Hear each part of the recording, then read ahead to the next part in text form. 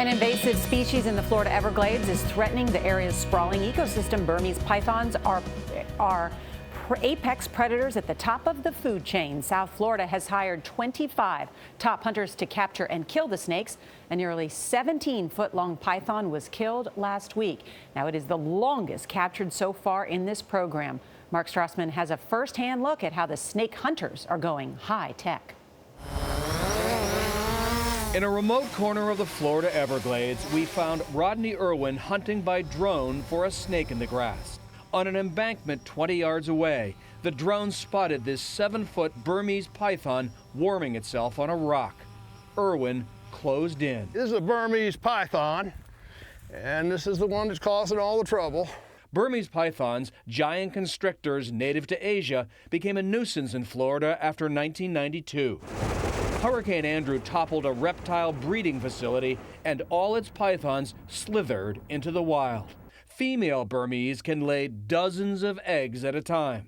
And by one estimate, 100,000 Burmese live in the Everglades today. Some can grow longer than 20 feet. And here, this invasive species has no natural predators. They're non-venomous, but those rows of teeth are razor sharp. The Burmese coils itself around its prey, squeezes and suffocates it before swallowing whole.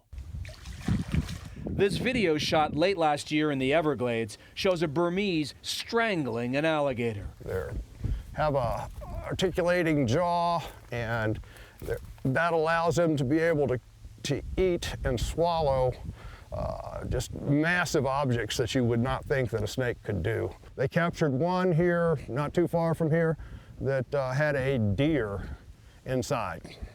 To these muscular eating machines, the Everglades are like a buffet that never closes.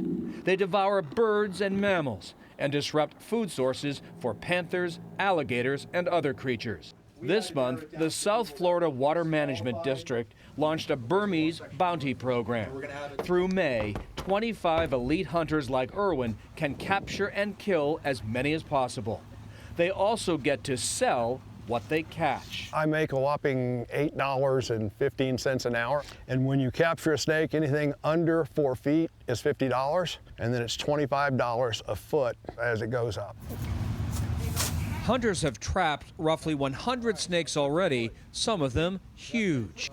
Patrick Campbell's catch measured 15 feet, 10 inches. Leo Sanchez and Nicolas Banos nabbed this 15-footer.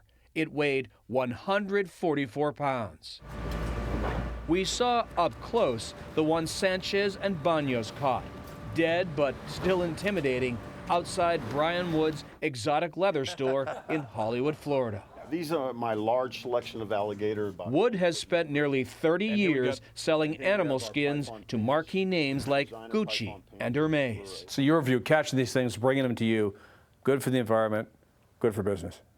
Absolutely. It's good for the environment, and it's good for the hunters, and it's good for everyone. So it's a win-win. That's not a lot of money. I don't do this for the money. Rodney Irwin sees himself as fighting on the front lines of South Florida's war on the Burmese. I do this because it needs to be done. In hunters like him, this opportunistic predator may finally have met its match. For CBS This Morning, Mark Strassmann, Miami.